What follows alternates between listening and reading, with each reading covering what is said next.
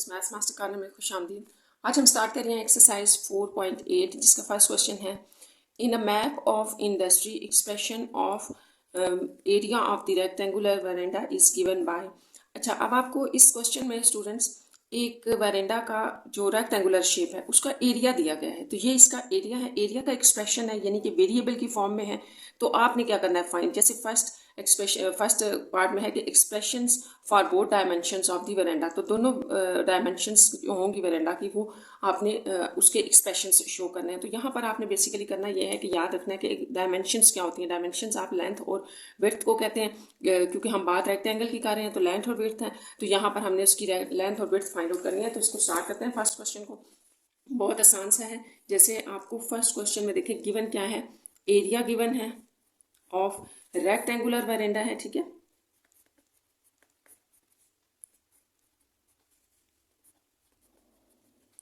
तो ये एरिया जो आपको गिवन है x² - 2x - 3 ये है, मीटर स्क्वायर में गिवन है। तो यहाँ पे इसकी यूनिट भी लगा देते हैं। ये आपको गिवन है एरिया। अब आपने डायमेंशंस यहाँ से कैसे फाइंड आउट करनी है, तो डायमेंशंस के लिए भी एक्सप्रेशन होगा। वो कैसे फाइंड आउट होगा, तो सबसे पहले आपको पता होना चाहिए कि एरिया ऑफ रेक्टेंगल क्या होता है। तो ये हमारे पास होता है लेंथ क्रॉस विड्थ। अब हम ये लिखेंगे जिसका एरिया हमारे पास ये आ रहा है, ठीक है। अब आप इसको सॉल्व करें और सॉल्व ये करना है कि यहाँ हम मिड टर्म ब्रेक करेंगे। मिड टर्म ब्रेक करने से हमारे पास एक एक्सप्रेशन आएगा, वहाँ से हम लेंथ और विड्थ लिख लेंगे। तो आप यहाँ पर इस तरह से ले लें कि -3x + x। तो ये आपके पास इजीली जो है वो मिड टर्म ब्रेक करके तो हम इसकी फैक्टराइजेशन कर लेते हैं। देखिए यहाँ पर हमने -3x + x लिया था, तो ये दोबारा फिर -2x बना रहा है। रिवर्स करके आप देख लिया करें। यहाँ से आपने x कॉमन लिया, x - 3 रह गया। यहाँ पर आप प्लस कॉमन ले लें तो ये x - 3 हो जाएगा। अब यहाँ पर x - 3 कॉमन लेने से x + 1 आ जाएगा। तो ये इस तरफ आपके पास लेंथ और विड्थ है। इसका मतलब ये हुआ कि जो आपका एरिया था उस एरिया को आपने दो एक्सप्रेशंस की प्रोडक्ट में लिख लिया। तो इसमें से एक लेंथ है, एक विड्थ है। तो ये आपको यूँ है कि आपने जो है वो किस तरह से इसकी फैक्टराइजेशन करनी है। वैसे आप फैक्टराइजेशन कर लिया करें, ये आसान है। अगर किसी जगह आपको लगता है कि फैक्टराइजेशन मुश्किल है इन क्वेश्चंस में, क्योंकि ज़्यादातर हम ये करेंगे एक एक्सप्रेशन को हम इस तरह से ओपन कर लेंगे, तो आप ऐसे कर लिया करें कि उसको आप क्वाड्रेटिक फार्मूला से भी कर सकते हैं। तो यहाँ पर आपने इस तरह से करना है। ये मिड टर्म होगी ब्रेक। अब आपने क्या किया कि यहाँ से लेंथ और विड्थ आपने लेनी है, तो किसी को भी ले लें, एक को लेंथ ले लें, एक को विड्थ ले लें। वैसे आपके पास ये लेंथ होगी, आपको पता है क्योंकि रेक्टेंगल आपके पास इस शेप में होती है। लेंथ हमेशा जो होती है हमारे पास, ऑलमोस्ट हमेशा हमारे पास लेंथ ग्रेटर होती है विड्थ। तो ये x में कुछ ऐड हो रहा है तो ये लेंथ ले लें, ये विड्थ। तो इसी तरह से मैं इसको लिख देती हूँ, x + 1 ये है और विड्थ जो है वो इसकी ये होगी। x में से कुछ माइनस हो रहा है, छोटी वैल्यू, तो साथ में आप इनकी यूनिट्स भी लगा दें, मीटर। तो ये आप इसका आंसर हो गया। ये हमारा यहाँ से ये फर्स्ट क्वेश्चन नंबर 1 का फर्स्ट पार्ट था, ए पार्ट हो गया। तो बी पार्ट हम देख लेते हैं। बी में क्या है, बी पार्ट आप देखें क्वेश्चन में कि expression for the parameter of the verandah, ठीक है। तो अब आपने एक्सप्रेशन शो करना है। जैसे ये आपने लेंथ और विड्थ के लिए एक्सप्रेशन शो किया, इसी तरह का एक एक्सप्रेशन आपने पैरामीटर के लिए शो करना है। तो देखिए जब लेंथ और विड्थ आ गई है ना, तो फिर पैरामीटर भी कोई इशू नहीं, आ जाएगा। आपको बस ये पता होना चाहिए, अगर आपके पास रेक्टेंगल है तो मैं यहाँ अगेन लिख देती हूँ, ये एरिया आपके पास लेंथ × w होता है, ठीक है। और ये जो आपके पास पैरामीटर होता है ये भी लिख लें। तो पैरामीटर आपके पास होता है, पैरामीटर सारी लेंथ को ऐड करके आता है। जैसे ये l w फिर l फिर w, तो ये आपके पास इस तरह से होता है। 2 लेंथ्स हैं, 2 विड्थ्स हैं, तो इसको हम 2 × l + w भी लिखते हैं। तो ये आप पैरामीटर के लिए डायरेक्ट यूज़ कर सकते हैं। तो आपको पता है कि आपके पास जो पैरामीटर होगा किसी भी रेक्टेंगल का वो 2 × l + w होगा। तो ये आपने याद रखना है। अब यहाँ पर जो है हमने यहाँ वैल्यूज़ डाल देनी है। 2 × l आपके पास था x + 1 और इसमें ऐड हो रही है विड्थ यानी कि ये, तो +x - 3 ये सारा हमने ऐड कर लिया। सिंप्लीफाई कर लेते हैं, x और x 2x हो जाएगा, 1 - 3 आपको -2 आंसर दे देगा। तो इस तरह से जो आपके पास पैरामीटर बन रहा है आप इस 2 को अंदर अप्लाई कर दें तो ये 4x - 4 मीटर, ये आपके पास पैरामीटर का आंसर हो गया। नेक्स्ट हमारे पास जो सी पार्ट है उसमें देखते हैं कि क्या फाइंड आउट करना है।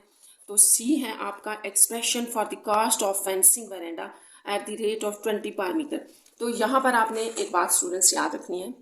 देखिए अगर मैं जो है ना इसके साथ ये दूसरा वाला पार्ट भी रीड करूँ, जैसे सी और डी में आपको एक डिफरेंस इसमें बता देती हूँ। Expression for the cost of carpeting verandah flow, यहाँ पर उसके आगे पीछे बार लगाया जा रहा है, फेंसिंग की जा रही है, ठीक है, और यहाँ उसको कारपेटिंग किया जा रहा है। तो कुछ बच्चों को तो स्टेटमेंट से पता चल जाता है कि ये जो है फेंसिंग जो होगी वो तो बॉर्डर लाइन पे होती है, पैरामीटर उसके लिए ज़रूरत होगा और पैरामीटर को आप 200 से मल्टीप्लाई कर दें तो ये आपके पास टोटल जो उसकी फेंसिंग होगी ना उसकी चारों तरफ उसकी प्राइस आ जाएगी, उसकी कॉस्ट आ जाएगी।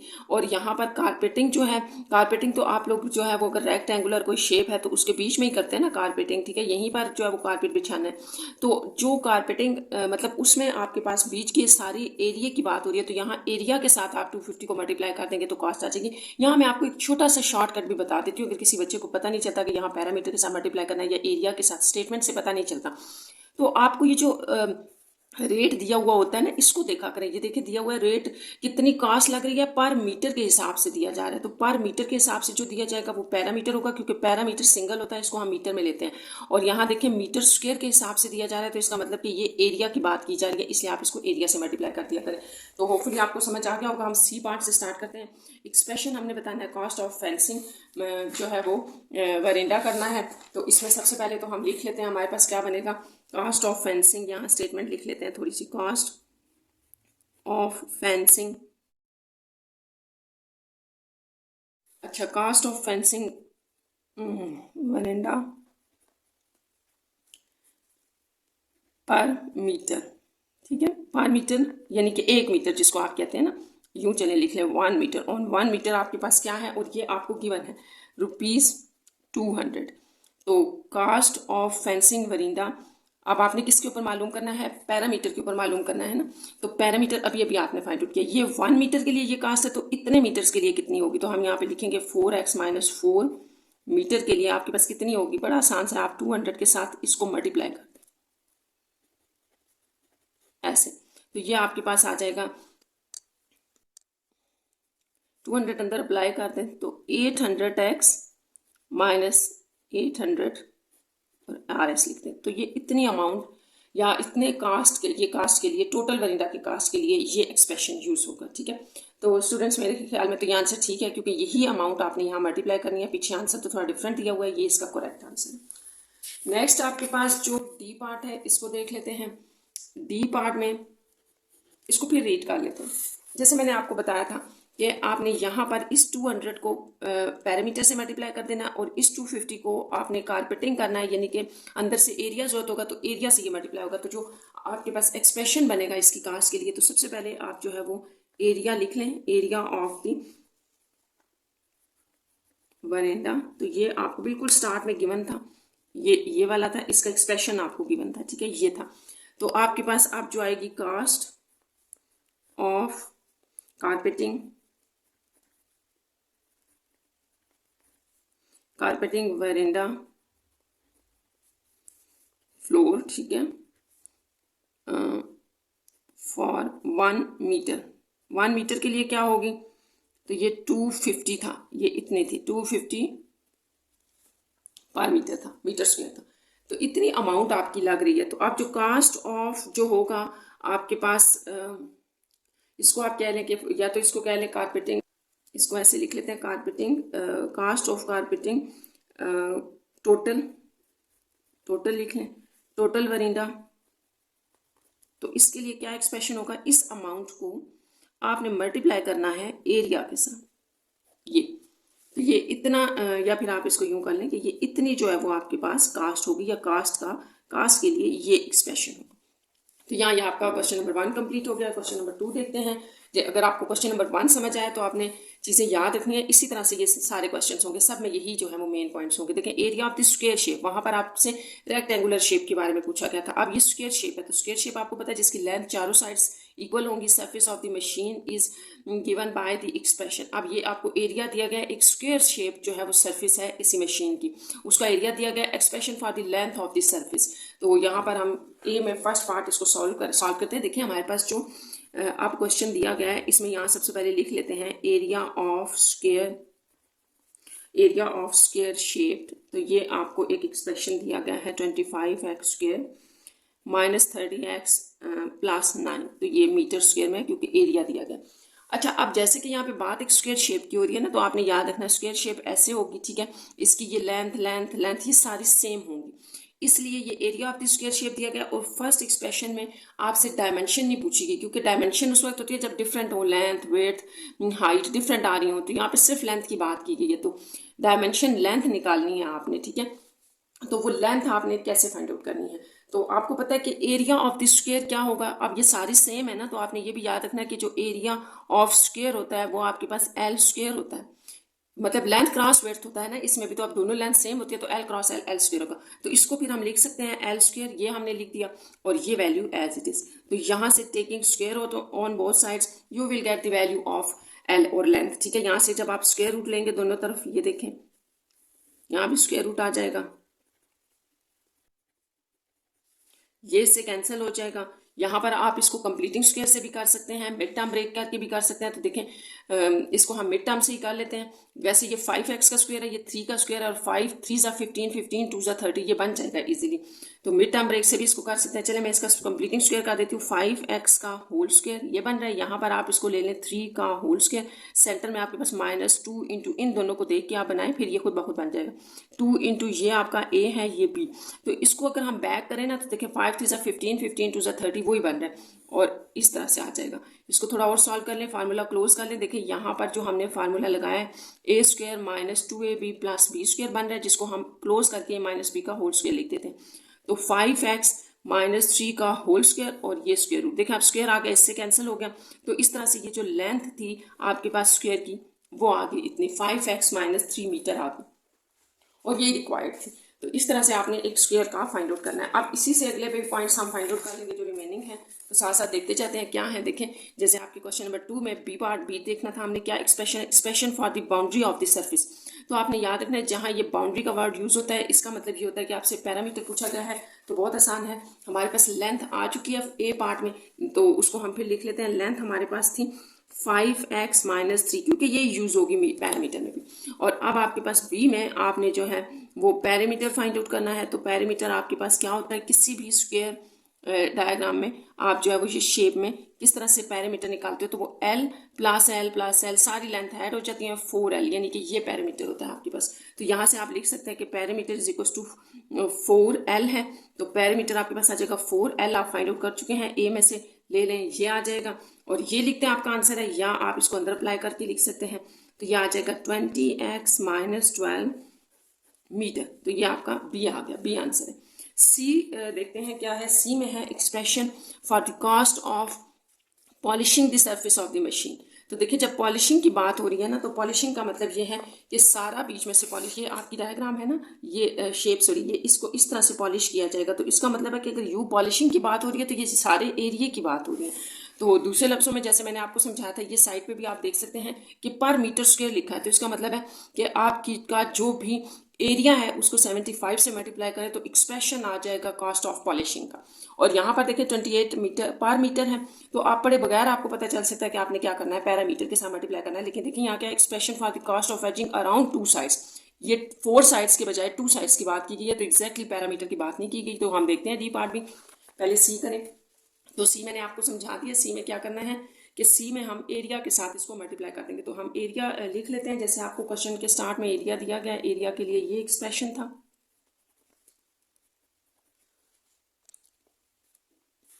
तो सी पार्ट में आपने क्या करना है, यहाँ लिख लेते हैं cost for polishing the surface. तो वो क्या थी आपके पास, सरफेस, ठीक है, of 1 metre square. 1 metre square की क्या दी गई है, ₹75। तो cost of polishing total surface क्या होगी, cost of polishing total surface. Total surface की क्या होगी कि आप 75 को मल्टीप्लाई कर दें एरिया के एक्सप्रेशन से, तो वो टोटल आपके पास आ जाएगी।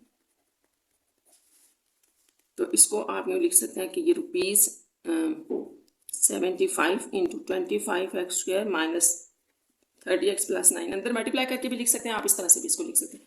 तो ये टोटल जो है वो कॉस्ट आ जाएगी। नेक्स्ट हम इसका डी पार्ट देखते हैं।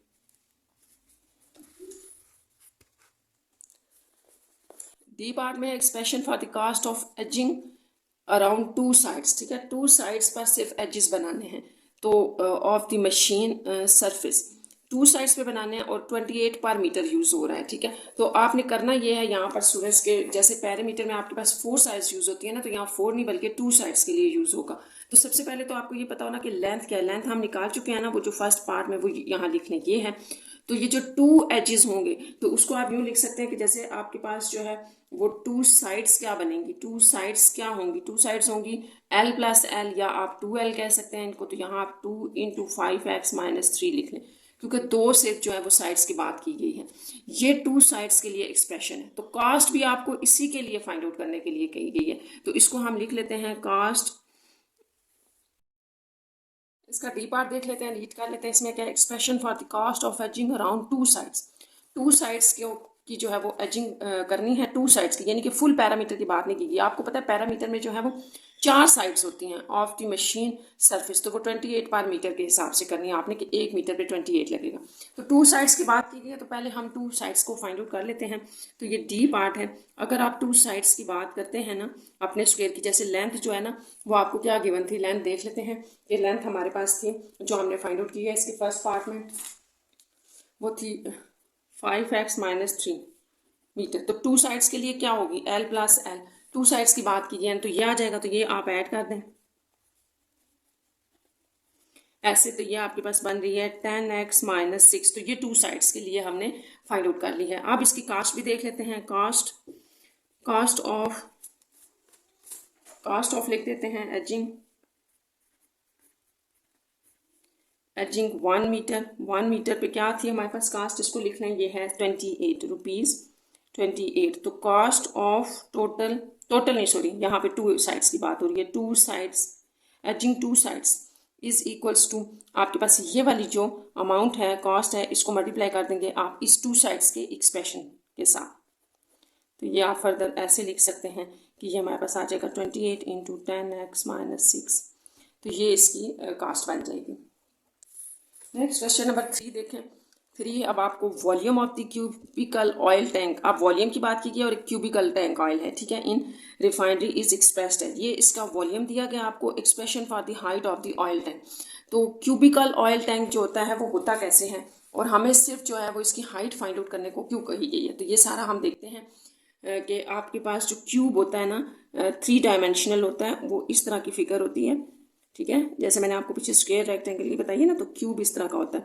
तो जो क्यूब है आपके पास उसकी सारी साइड्स आपस में सेम होती हैं, ये भी आपने याद रखना है। ये 3 डायमेंशनल होता है ना, तो एक यहाँ देखें इस कोने में एक कोना अगर आप ले लेना तो उसमें इसको आप लेंथ कह लें, इसको आप विड्थ कह लें और इसको आप हाइट कह लें। ये यूँ होती है बेसिकली, 3 इसकी साइड्स होती हैं, लेंथ विड्थ और हाइट होती है।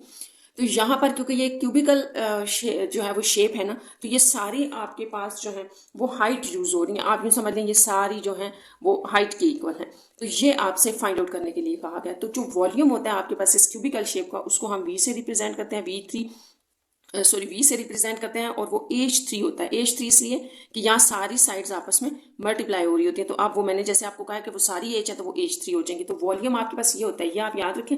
तो यहाँ इसको हम कर लेंगे, जैसे अभी हम इसको करते हैं। देखें आपके पास आ रहा है क्वेश्चन नंबर 3 में कि क्यूब वॉल्यूम जो है, तो उसको लिख लेते हैं हम। वॉल्यूम अब हमें गिवन है, जैसे पहले एरिया गिवन था, तो वॉल्यूम हमारे पास एक्सप्रेशन गिवन है, ये है -8। ये टोटल आपको वॉल्यूम का एक्सप्रेशन गिवन है। तो वॉल्यूम जैसे मैंने आपको बताया कि वॉल्यूम V से आप रिप्रेजेंट कर रहे हैं, और किसी भी क्यूबिकल शेप का जो वॉल्यूम होगा वो आपके पास H3 होता है। तो इसको लिख लें, H3 लिख लें, H3 इसके इक्वल आ गया। तो जैसे आपके पास पीछे वाले 2 क्वेश्चंस में था कि आपके पास एक इक्वेशन थी जिसको आप मिड टर्म ब्रेक से या कंप्लीटिंग स्क्वायर से कंप्लीट कर रहे थे, फैक्टराइज कर रहे थे, इसी तरह इसकी भी फैक्टराइजेशन करनी है, लेकिन ये थोड़ा सा डिफरेंट होगा। देखिए यहाँ 3 है ना, वैसे भी ये 3 का ही फार्मूला बना रहा है, तो यहाँ आपके पास एक क्यूब का फार्मूला क्लोज होगा। तो वो मैं लिख देती हूँ कि क्या मुझे नजर आ रहा है यहाँ पर। यह आपके पास बन रहा है -b³ -3ab +3ab², ये हो तो आप कहते हैं a - b का होल क्यूब। ठीक है, तो ये आपने याद रखना है, यहाँ लिखना भी है। यहाँ ये हम बनाएंगे, तो ये सारी चीज़ आपने यहाँ बनानी है। पहले आप अपनी पूरी चारों वैल्यूज में a और b क्यूब ढूंढेंगे, तो ये a क्यूब बन रहा है, ये होगा 5x का होल क्यूब, ये आपके पास आ जाएगा। अच्छा, नेक्स्ट आपके पास जो दूसरा b क्यूब बन रहा है, उसको आप अगर देखें तो वो क्या है, वो आपके पास है 8, यानी कि 2 का क्यूब आएगा, ये b क्यूब होगा। तो इस तरह के क्वेश्चंस जो क्यूब के होते हैं, आपने उनमें याद रखना है, हमेशा याद रखना है कि a क्यूब और b क्यूब बना ले, बाकी वैल्यूज खुद बन जाती हैं। अब आप इसको ना भी देखें तो ये बन जाएगा, इस तरह बनेगा कि ये फार्मूला याद रखें। देखिए a क्यूब - b क्यूब आपने लिख लिया। अब आपका a 5x है, b आपका 2 है, याद रखना है, यहाँ डाल दें, माइनस यहाँ पुटिंग कर दे, खुद ब खुद बन जाएगा a का स्क्वायर, यानी कि इसका आएगा आपके पास स्क्वायर, और ये वाला एज इट इज फिर आ जाएगा +3a, यानी कि ये 5x एज इट इज, और b यानी कि 2। तो अगर इसको आप थोड़ा सा रिवर्स करें तो देखिए ये बन भी रहा है। देखिए 5 का आप स्क्वायर लेंगे, यानी कि ये 5 का स्क्वायर 25 होगा, 25 2 जा आपके पास 50 होगा, 53 जा 150 होता है, तो ये कंप्लीट होगा। और इसी तरह यहाँ आ जाए तो 5 2 जा 10, 10 3 जा 60, ये सॉरी 10 3 जा 30 आ रहा है। ये यहाँ पर हमारे पास स्टूडेंट्स 30 बन रहे हैं। इसको देखिए 5 2 जा 10, 10 3 जा 30 x बन रहे हैं, तो इसको थोड़ा ख्याल करें। ये जो है ना, ये मेरा ख्याल है यहाँ पे मिस्टेक है, यहाँ 3 होना चाहिए, वरना ये किसी भी सूरत कंप्लीट नहीं हो सकता। तो इसको 60 की बजाय 30x करें, इस तरह ये कंप्लीट हो जाएगा। तो इसको अब हम क्लोज कर देते हैं। देखें a - b का होल क्यूब, तो यहाँ h का क्यूब आ गया। तो आपका आंसर भी पीछे ये है 5x - 2 है, इसका मतलब कि ये थोड़ी सी मिस्टेक है, इसको ठीक कर लें, ये आ गया। अब यहाँ पर अगर आप पावर 1/3 दोनों तरफ लेते हैं ऐसे, क्योंकि हमने सिंगल h फाइंड आउट करना है, हाइट, तो ये कैंसिल हो जाएगा। तो h जो है वो आपके पास हाइट थी, ठीक है, ये हाइट थी, ये आपके पास आ गई 5x - 2, ये कैंसिल, तो ये मीटर में आ जाएगी। तो ये आपका आंसर होगा इसका। ठीक है, तो बस आपने ये फैक्टराइजेशन याद रखनी है कि ये हमने किस तरह से करनी है। ये इसका a पार्ट कंप्लीट हो गया, b पार्ट देखें b में है। अब ये h आपका आ गया ना, तो इसी से बाकी काम भी हो जाएंगे। जैसे देखिए बाकी पार्ट्स किसके सॉल्व होंगे। Expression for the surface area of the oil tank, तो surface area of the oil tank आपसे पूछा गया है। सरफेस एरिया क्या होता है वो मैं आपको समझा देती हूँ। क्यूबिकल शेप का सरफेस एरिया क्या बनेगा, तो इसके लिए यहाँ पर हम ये क्यूब दोबारा बनाते हैं, फिर मैं आपको बताती हूँ कि आपने इसको कैसे इसका एरिया फाइंड आउट करना है। अच्छा, सरफेस एरिया का मतलब क्या है, तो यहाँ पर पहले तो आप देखिए कि एरिया की जब भी आप बात करते हैं ना, एरिया की, तो टू लेंथ्स आपस में मल्टीप्लाई होते हैं। जैसे मैंने आपको कहा था ये एच, ये भी एच है। तो अगर हम सिर्फ एक सरफेस ले लें, ये सिर्फ नीचे वाली आप ले लें, ये नीचे वाली, तो आपके पास ये सिर्फ 2 डायमेंशनल है। नीचे वाली की बात करें हम, किसी और जो है वो हाइट लेंथ की बात नहीं कर रहे, तो सिर्फ नीचे में एरिया क्या होगा, ये एच है और ये भी एच, तो इनका स्क्वायर, यानी कि इसका जो आपके पास एरिया होगा, A1 कह लें इसको, इस फिगर को A1, ये एच स्क्वायर होगा। ठीक है, तो इसी तरह अगर आप सारी साइड्स के निकालते जाएं, A2 जो होगा, ये टोटल आपके पास जो सरफेस है क्यूब के अंदर बनेगी वो 6 बनेगी। देखें, एक ये है, एक ये देख लें, 2, एक इस साइड वाली, 3, एक इस साइड वाली, 4, एक ये जो बीच में रह गई, 5, और एक ये 6। ठीक है, यानी कि आप यूँ कर सकते हैं कि ऊपर नीचे 2 ये हो जाएंगी, ये आमने सामने हो जाएंगी, और ये वाली भी हो जाएंगी, ये वाली। ठीक है, ये 2 साइड्स की हो जाएंगी और ये 2। और अगर आपको फिर भी नहीं समझ आया तो बहुत आसान सा है कि जो आपका रूम होता है ना, रूम वो क्यूबिकल शेप होता है, तो रूम के अंदर आप चेक करें कि उसकी कितनी ये सर्फेसिस हैं। उसमें जैसे दीवारें जो होती हैं वो आपकी 4 होती हैं, और छत को और ग्राउंड को भी ले लें तो 6 बन जाता है टोटल। तो वो ये आपके पास टोटल कितने बन जाएंगे, एरिया 6, तो 6h², ये सरफेस एरिया होगा, total surface area of the cubical shape.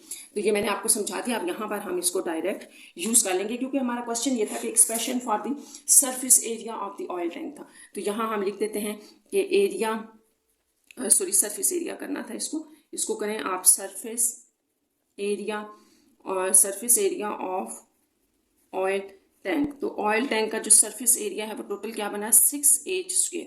ये मैंने आपको समझा दिया ये किस तरह से बनता है। तो यहाँ आपके पास जो एज है वो आप फाइंड आउट कर चुके हैं पीछे, तो वो भी लिख लेते हैं। हमारे पास क्या था, 5x - 2 का स्क्वायर। तो ये वो एक्सप्रेशन है, ये जैसा कि एरिया के लिए एक्सप्रेशन है, तो इसको आप यहाँ पर मीटर स्क्वायर कर दें। तो ये एक्सप्रेशन जो फाइंड आउट करना था हमने। सी पार्ट देखते हैं इसका।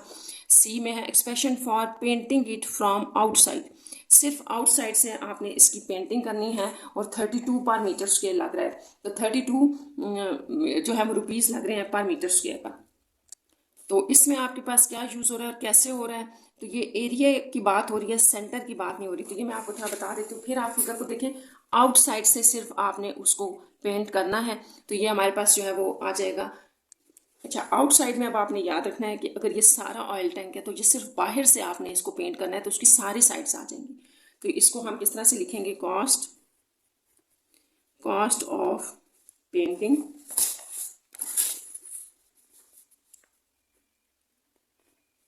Cost of painting 1 metre square. 1 metre की कितनी आपको गिवन है, 32 पर मीटर स्क्वायर दिया है ना, तो वही मतलब होता है 1 मीटर स्क्वायर लिखते हैं या पर मीटर लिखते हैं, ये होगी। तो कॉस्ट ऑफ पेंटिंग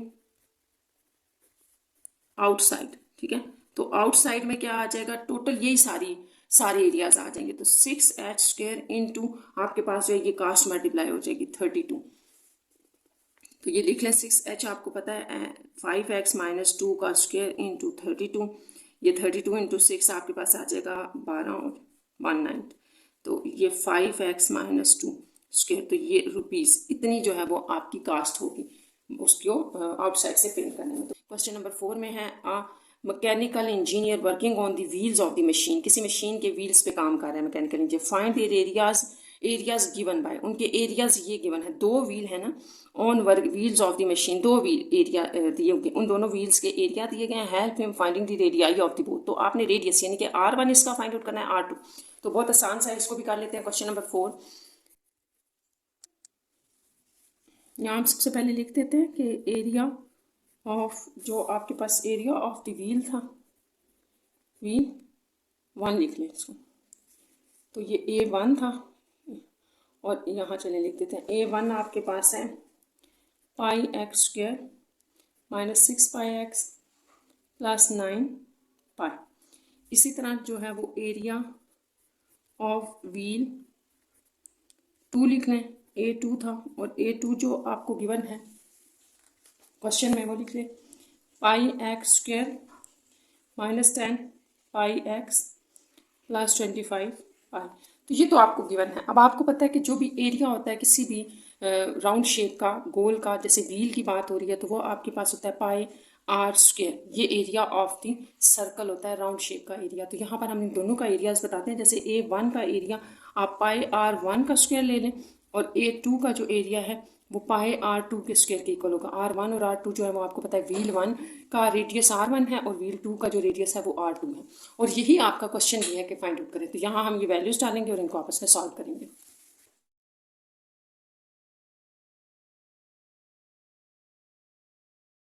हम लिख लेते हैं, जैसे हमने कहा था कि A1 जो है वो पाई R1 का स्क्वायर है हमारे पास, ये बात हमने की। और ये आपको गिवन है पाई एक्स स्क्वायर माइनस 6 पाई एक्स प्लस 9 पाई। तो यहाँ से पहले हम R1 निकाल लेते हैं, उसके लिए पाई R1 का स्क्वायर, यहाँ से आप पाई कॉमन ले लें, x square minus 6x plus 9, ये रह जाएगा। ये पाई पाई से कैंसिल, R1 का स्क्वायर आपके पास इसके इक्वल आ गया, ठीक है। अब आपने R1 रेडियस फाइंड आउट करना है ना, तो इसको आप मिड टर्म ब्रेक से कर लें या आप इसको ऐसे कर लें कि ये A का स्क्वायर है, ये B का स्क्वायर कंप्लीटिंग स्क्वायर से कर लें माइनस 2A इंटू B। तो 3 2 6 देखें यही बन रहा है। तो ये फार्मूला आपके पास क्लोज हो रहा है x माइनस 3 का होल स्क्वायर। तो मिड टर्म ब्रेक से आप करेंगे तो भी यही आ जाएगा। तो taking square root on both sides, तो ये आपका R1 यानी कि व्हील 1 का एरिया आ गया है इन मीटर, ठीक है, सॉरी रेडियस। तो आप इसको लिख सकते हैं कि ये व्हील 1 का जो है वो रेडियस है R1 और ये इसके इक्वल है मीटर। तो बिल्कुल आपने इसी तरह से दूसरा वाले भी करना है। A2 हमारे पास था पाई R2 का स्क्वायर और इसके लिए जो एक्सप्रेशन गिवन है वो है पाई एक्स स्क्वायर माइनस 10 पाई एक्स प्लस 25 पाई। इसमें से भी इसी तरह से हम पाई कॉमन ले लेते हैं। तो पाई कॉमन से x square minus 10x plus 25 रह जाएगा पाई आर स्क्वायर। ये फिर ये और ये कैंसिल हो गया। यहाँ पर आपके पास R2 का स्क्वायर इसके इक्वल आ गया और ये भी एक फार्मूला क्लोज हो रहा है। देखें A का स्क्वायर, ये B का square minus 2 into A into B। तो ये आपके पास 10 ही बन रहा है माइनस 10। तो ये x माइनस 5 का whole square taking square root on both sides. तो यहाँ से R2 जो आपके पास आ रहा है x माइनस 5 मीटर। तो ये आपके पास जो व्हील 2 है उसका रेडियस है। तो ये आपने इस तरह से रेडियस फाइंड आउट करने थे। नेक्स्ट क्वेश्चन नंबर 5 है आपके पास। A machine has 2 squared shaped pressures with areas expressed by, ठीक है। तो एक मशीन के 2 squared shape pressures हैं with जो है वो एरिया जो है एरियाज एक्सप्रेस्ड बाय दोनों का जो एरिया है वो ये है। तो respectively difference of these area describe a rectangular pressure, ठीक है। ये डिफरेंस जो दोनों एरियाज के होंगे, ये एरिया है ना, तो इनका जो डिफरेंस होगा आपने याद रखना है, वो आपके पास क्या रिप्रेजेंट कर रहा है, describe the rectangular pressure represent कर रहा है, find the dimension of the rectangular pressure. तो सबसे पहले आपने डिफरेंस ऑफ दीज एरियाज जो है वो फाइंड आउट करना है। तो ये भी बड़ा आसान सा है, हमने इसमें दोनों की जो एरियाज गिवन है उनके दरमियान डिफरेंस फाइंड आउट करना है। तो इसको करते हैं question number 5।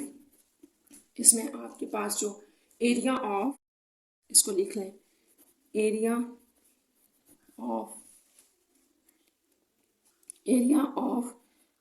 First shaped so square shape pressures जो हैं वो आपके पास लेट्स सपोज A1 है और गिवन जो है वो आपको है 25 मीटर स्क्वायर। तो इसी तरह area of second square shape जो प्रेशर्स होंगे उनको आप A2 से लिख लें और वो आपको गिवन है 36 N स्क्वायर। तो अब आपने जो गिवन है, आपको गिवन कंडीशन क्या थी, गिवन कंडीशन, तो गिवन कंडीशन ये थी कि डिफरेंस ऑफ बोथ एरियाज। तो डिफरेंस ऑफ बोथ एरिया का मतलब है A माइनस A2, ये आपसे पूछा गया है, ठीक है। वो ये जो डिफरेंस है ना इनका, क्वेश्चन में ये है कि जो इनका डिफरेंस है वो rectangular pressure, describe rectangular pressure बना देता है, ठीक है। तो वो क्या बना देता है, एरिया ऑफ रेक्टेंगुलर प्रेशर, ये बना देता है। तो ये हम डिफरेंस इसका फाइंड आउट कर लेते हैं। तो इस तरह से ये area of the rectangular pressure आ जाएगा। तो ये A1 आपके पास था 25 माइनस ये M का स्क्वायर और ये 36 N का स्क्वायर। तो इसको जो है वो आप कह सकते हैं कि ये एरिया आ रहा है ना आपके पास, इस तरह लिख लें, ये आपके पास है 5M का होल स्क्वायर माइनस ये 6N का होल स्क्वायर। यहाँ पर आपके पास फार्मूला लग रहा है, फैक्टराइज हो रहा है, A square minus B square वाला फार्मूला है। तो ये यूँ आ जाएगा प्लस में 1 और 1 इस तरह आ जाएगा ये। तो जो आपका नेक्स्ट था पार्ट, ये देखें यहाँ क्वेश्चन में कहा गया था कि डिफरेंस ऑफ एरिया जो है वो रेक्टेंगुलर प्रेशर का एरिया बनाएगा, ठीक है। The areas of describing this kind of find the dimension of rectangular pressure. तो रेक्टेंगुलर प्रेशर का जो डायमेंशंस हैं वो आपने बतानी है। अब आपको पता है कि किसी भी रेक्टेंगुलर जो शेप होती है उसका एरिया लेंथ क्रॉस विड्थ होता है। तो इसको आप यूँ भी लिख सकते हैं, यहाँ पर देखें, इसको आप यूँ भी तो लिख सकते हैं ना, A is equal to 5M minus 6N, यूँ करके लिख लें। ये प्लस है, सॉरी, यहाँ पे 5M प्लस 6N है। तो ये एरिया लेंथ इंटू विड्थ होता है। तो ये 5M माइनस 6N और 5M प्लस 6N हो गया, जिसमें से लेंथ आप ले लें 5M प्लस 6N को और विड्थ आप ले लें 5M माइनस 6N को। ये जो है वो हमारे पास आ जाएंगी ये मीटर में, ठीक है। और इसको जो है वो आप क्या कहते हैं, ये आपके पास होती हैं डायमेंशंस, ठीक है, डायमेंशंस कहलाती हैं। तो यही आपसे को इस क्वेश्चन में फाइंड आउट करने के लिए कही थी। यहाँ पे आपका क्वेश्चन नंबर 5 कंप्लीट हो गया है। 6 वाला क्वेश्चन देख लें, लास्ट क्वेश्चन है इसका। Distance covered by a missile to hit the target is given by the expression. तो ये आपको एक डिस्टेंस दिया गया एक मिसाइल के का जो अपने टारगेट को हिट करेगा उसका इतना डिस्टेंस है। Find the possible expression for the speed of the missile. तो आपने यहाँ स्पीड बतानी है, the possible expression for the time, और टाइम भी बताना है। तो ये बिल्कुल वो फिजिक्स में जो आप वेलोसिटी पढ़ते हैं, वेलोसिटी या speed is equal to distance over time होती है ना, तो बस ये उसी से क्वेश्चन आपका सॉल्व हो जाएगा इजीली।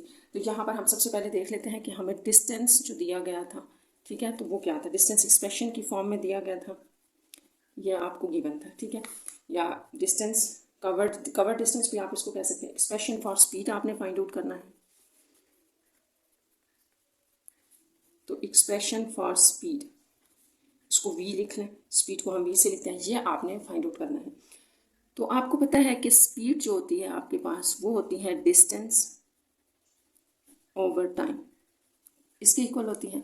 तो यहाँ से आपने जैसा कि स्पीड फाइंड आउट करनी है, हाँ ठीक है, डिस्टेंस आपको दिया हुआ है, आपने स्पीड फाइंड आउट करनी है। तो स्पीड आपके पास V हो जाएगी, किसके इक्वल, डिस्टेंस अगर ये है और टाइम को अगर आप T से रिप्रेजेंट करते हैं तो ये है, क्योंकि आपने एक एक्सप्रेशन ही देना है ना, तो आप इसको यूँ भी लिख सकते हैं, मीटर पर सेकंड, ये इसकी यूनिट होती है स्पीड की। तो ये वो रिक्वायर्ड पार्ट था A, जो आपसे A में पूछा गया था कि वो एक्सप्रेशन शो करते हैं आप बेसिकली। तो आपने ये एक्सप्रेशन बताना था स्पीड के लिए। नेक्स्ट आपके पास जो है ये यहाँ एक्सप्रेशन ख़त्म हो जाता है क्योंकि यही हमने एक्सप्रेशन फाइंड आउट करना था। इसको आप थोड़ा सा और इस तरह से कर सकते हैं, जैसे आंसर कुछ डिफरेंट है तो मैं आपको बता देती हूँ। जैसे इसको आप मिड टर्म से करें ज़रा, तो ये आपके पास ये बन जाएगा, ठीक है। इसको आप यूँ ले लें कि यहाँ से आप x कॉमन ले लें, तो x प्लस 3 प्लस 2 कॉमन ले लें, x प्लस 3 यह आ जाएगा 1/2। यहाँ से x प्लस 3 कॉमन ले लें अगर आप ये दोनों, तो ये x प्लस 2। तो इसको आप इस तरह से स्टूडेंट्स लिख सकते हैं कि अगर हम यहाँ से पे सपोज कर लें, ठीक है, सपोज कर लें या लेट कर लें, या लेट आप कर लें कि आपके पास अगर t इज़ इक्वल्स टू, मैं यहाँ से t को ना x प्लस 2 ले लूँ, अगर सेम लिया मैंने, इसकी रीज़न मैं आपको बताती हूँ, ये ले लें तो वेलोसिटी आपके पास क्या बन जाएगी, देखें x प्लस 2 इस फॉर्म में अगर आपके पास आ जाए तो ये देखें ये कैंसिल हो जाएगा, और स्पीड जो है आपके पास, ठीक है, ये स्पीड आपके पास ये मीटर बन जाएगी, इस तरह से आ जाएगा। तो क्वेश्चंस में आंसर जो है वो कुछ इस तरह से दिया था कि अगर आपके पास इफ़ t जो है वो टाइम x प्लस 2 हो, तो देन आपके पास जो स्पीड होगी, ये आपकी स्पीड है, ये भी याद रखना, ये x प्लस 3 मीटर ये होगी आपके पास। तो जैसे कि हमारे पास टाइम नहीं था ना, तो इसलिए हमने इसको अपने पास से लेट किया कि अगर लेट होगा तो ये, नहीं तो आपके पास ये एक्सप्रेशन भी ठीक है, ये भी आंसर हो सकता है, ठीक है। अब नेक्स्ट जो बी पार्ट में पूछी गई है बात, उसको देख लेते हैं। तो बी पार्ट है आपके पास के, बी पार्ट है the possible expression for time to reach the target. तो टाइम के लिए जो एक्सप्रेशन है वो बताना है। तो आपको तो पता है कि जो स्पीड का आपके पास फार्मूला है वो डिस्टेंस ओवर टाइम होता है। तो अब आपसे टाइम का एक्सप्रेशन पूछा जा रहा है ना, तो टाइम को आप इधर ले जाएं, तो ये हो जाएगा डिस्टेंस ओवर स्पीड हो जाएगा, ठीक है। डिस्टेंस का एक्सप्रेशन आपको गिवन था, जो क्वेश्चन में गिवन है वो लिख लेते हैं, ये था x² प्लस 5x प्लस 6, और स्पीड जो है वो आप यहाँ फाइंड आउट कर चुके हैं, वो हमारे पास थी x प्लस 3 अगर हमने फाइंड आउट की हुई है, तो ये थी। तो यहाँ से इसको जैसे हमने किया था ना कि आपने इसको और इसको मल्टीप्लाई किया, इसका आपने फैक्टराइज करके ये निकाला, ये पिछले पेज में हमने पिछले ए पार्ट में किया, ये कैंसिल हो जाएंगे x प्लस 2। तो टाइम के लिए आपके पास ये एक्सप्रेशन आ जाएगा, जैसे कि हमने पीछे भी यही लेट किया हुआ था। तो ये इसका आंसर होगा यहाँ पर। ये आपकी एक्सरसाइज 4.8 कंप्लीट हो गई है। Take care students.